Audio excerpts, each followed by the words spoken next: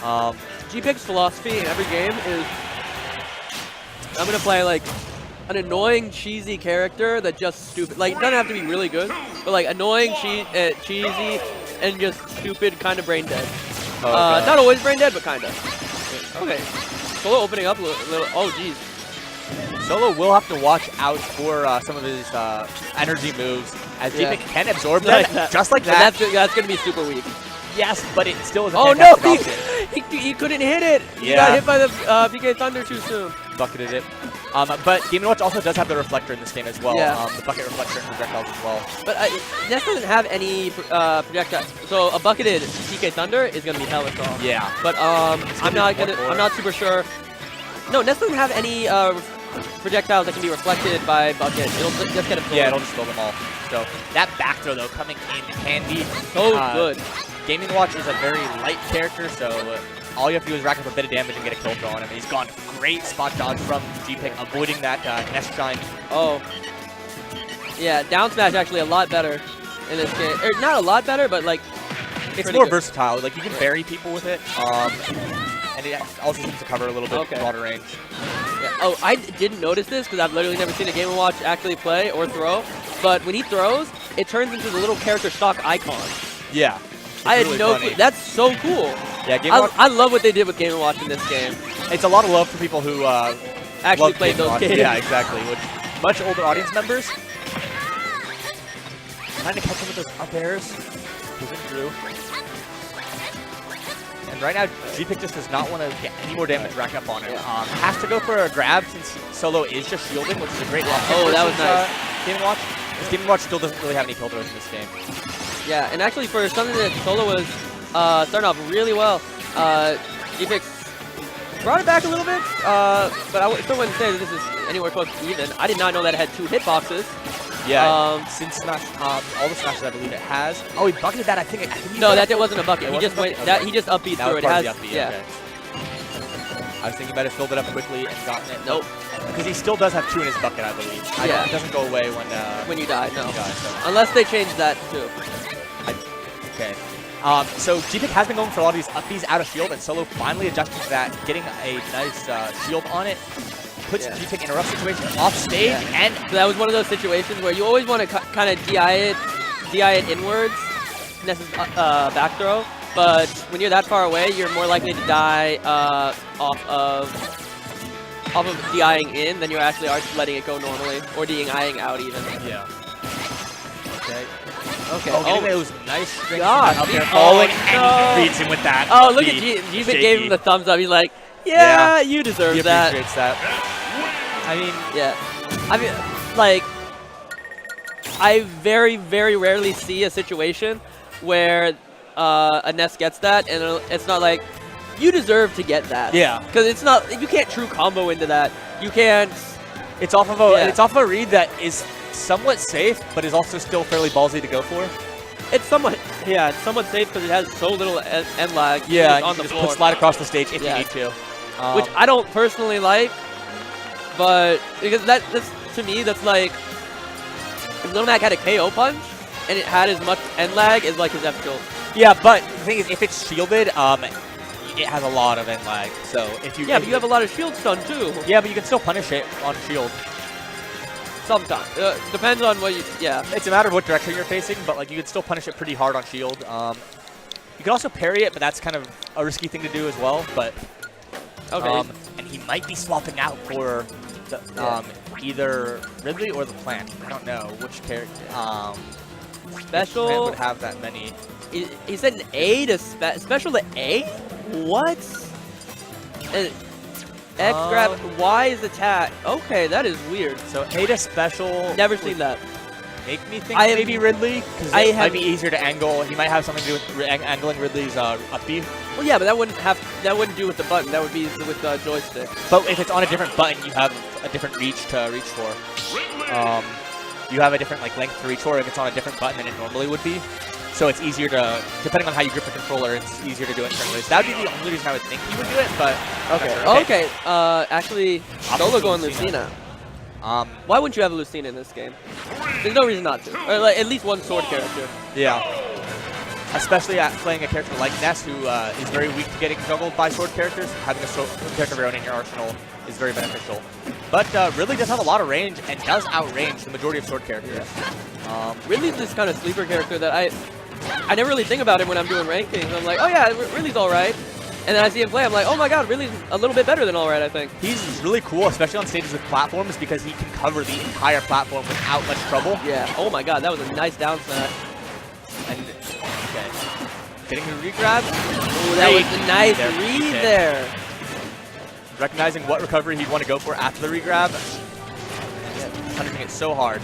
Using that starting off like a lot better this game. He was doing better than even Solo started off last game. Oh yeah. I mean, Ridley is his tried and true character in this game. I believe it's the character Gpik has played the most of, so that's definitely where he's most comfortable as well. Able to gain a good bit of momentum back. Both these hard reads, Solo seems to have adjusted that now. Has not been hit by it again, and is now starting the juggle of his own. But Ridley's back air is also so fantastic in this game. It's great at crossing up. It hits very low to the ground as well. Okay. Oh, I'm surprised that either poked through shield or he tried to roll around afterwards.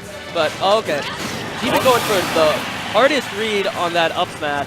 Yeah. Not gonna land it. He's gonna get forward smash for his trouble. And it's Gpik gonna.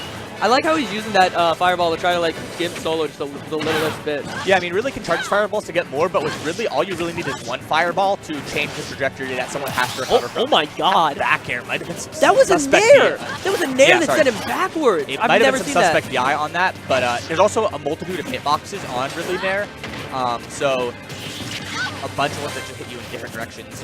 Of the other Ridleys I've seen, which is only really like a little bit of Trevante's and some of Jet's Ridley, they seem a little bit, or at least Jet seems a little bit more, side B heavy, which is one thing that I've only seen now twice in this entire entire game. When if you're playing someone who has played against a Ridley, they know that you can punish side B, because after a side B at low percent, you can max out of it. And oftentimes against less experienced players against a Ridley, Ridley will get a free jab on them because they won't react fast enough. But if you are experienced against Ridley, ooh, that forward smash coming through though. Great dodge from Gpik. Anyway, you were saying if you aren't experienced against Ridley, you're going to get forward smash in the face. A billion times. But with regards to the side B, if you mash a jab out of it and you have a character, it's tricky because your character has to have a fast enough option that covers the range that Ridley is at after mashing out of side B. Yeah. But if you have that, like a sword character with a jab, or just a character with a reasonably quick range option, then you can beat out Ridley from his jab, or at least stop him from getting his jab in. Yeah, but unfortunately, sometimes even in that situation, you feel like I mashed out. I should be in advantage. I'd be in a little bit of advantage. No, sometimes you're better off just running away. Exactly. You got to know that's a character-specific thing. And I haven't seen a lot of Ridleys, so you might not know that unless you actually watch other Ridleys play, or you just tell your friend like, man, I need to practice against Ridley. Yeah. You don't have a Ridley, but you're gonna learn today. Ridley, you're gonna learn, so I'm gonna learn. Ridley's other fantastic option as far as reads go is his down B. It is very read heavy to get it. But if you get it, if your opponent does not roll out, you basically get a guaranteed down smash. Your two mix-up options on... Okay, he's going back to Game & Watch. Your two mix-up options on a Ridley down B are wait out with the down smash and then do a neutral get-up as you wait out to get the invincibility through it, or roll away. Yeah. And rolling away is generally the best option. I gotta say, I'm a little disappointed. I wanted to see more of that Ridley. I always love Ridley. But Gpik feeling the Game & Watch right now. Now that Solo is back to Ness, it's probably... understandable, because PK Thunder is very frustrating for Ridley to land on, given his giant hitbox, and all the multi-hits as well. Absolutely destroy Ridley. He keeps juggled for days, so. Alright. Oh, wow. See there? A little bit early on it. Oh, no! He didn't punish that! That was like a forward smash. So the one thing, I'm pretty sure Game & Watch can do it in this one, that can happen in Smash 4 against the PK kids, is you can use the up B from Game & Watch, and it will cause them to jump with that wing box, and it will cause them to miss their up B. Yeah, that's what I saw him do a little bit beforehand. But no, it looks like Gpik's not very keen on using the bucket right now. I'm not sure why. I mean, it still has a lot of lag on it, and if Solo waits around for it, then he can easily use it to sneak in and get a punish on it. Oh, that was nice. I rarely see that land, but it's so good when people can actually get it. Oh yeah, it's a great lingering hitbox there that works so nicely just to cover ledge options. Oh, okay. For the key there. Yeah. Oh wow, the very last hit of that turtle bridge actually sending him away. Now he's not able to get punished, but that back air gonna kill Gpik there. Yeah, Solo happy about that one. Just waiting for Gpik to commit to an option and throwing out that back air. Always a fantastic option from Ness. One of those characters that has such a good back air that he can just wait around and throw it out safely. All right, Gpik getting as much damage from that pun. Well, up throw, looking like it could kill like around 200, but unfortunately only 170. You have to be so careful against Ness. You just get caught out once. You just racks on so much damage. Yeah. Finally gonna get that there with that key. Yeah, not able to tech that. Solo's gonna be losing his first stock, and this is a lot closer than game 1. Gpik is playing pretty well right now, but oh my god! Oh, and he gets Gpik. I hear Gpik say, "Oh man!" Oh no, though. He went a little bit aggressive there. He wanted him. He wanted to try and winbox him, just hit him off, and wherever he could, I see Gpik smiling over there. He's like, he knows he deserves it. It's like it's kind of stupid, but also like. You definitely did stuff that I had no clue you were going to do, that you outplayed me there. Yeah, exactly. Gpik went a little too aggressive. He knew that Solo had messed up with that angle, and I think he just really wanted to get the punish hard on it, and not getting it, you just end up dying for it. Which is sad. I don't really think Solo ended up, I don't really think that was a mess up on that angle. It looked like Solo was trying to go for an angle that no one was expecting. Like the Gpik, yeah, going straight up, and I think that's what he got. Yeah. He got what he wanted there. Gpik going for these dash attacks now. Game Watch dash attack is still quite good in this game. Almost and if killing. you catch them with the wrong DI, then it can definitely put them in a bad spot. And he gets that bucket, but it saves him. He is going to be able to make it back. Yes. Oh, wow. That was a fantastic. No way. That was amazing. I've never seen angles that good. You have to just get just enough bounce that when you up B again, the up B will not collide with the stage. And it's very tricky to do that on Pokemon Stadium. So all right, he's going for these down tilts now, just trying to get any kill move. But he's got the bucket. He's got a PK Thunder bucket. That could be enough to secure the stock very early if he can just get this one stock right now. Yeah, I don't think it would be enough to kill right away. He would still have to rack up some damage, but it would do a ton. So I could see that killing around 40% at least. The one thing, gotta get the kill. There it is. The one thing though, that now that Gpik has a full bucket, he can't bucket another thing. Yeah. So that is one thing that Solo can now abuse. He does not have to worry about bucket coming out of Gpik. Just like that. He can just spam it. Which normally he would not be able to do against the Game & Watch. He's going to get the throw. Goes for the 9! Oh, he gets the 9! Just narrowly misses the land there. It was so close.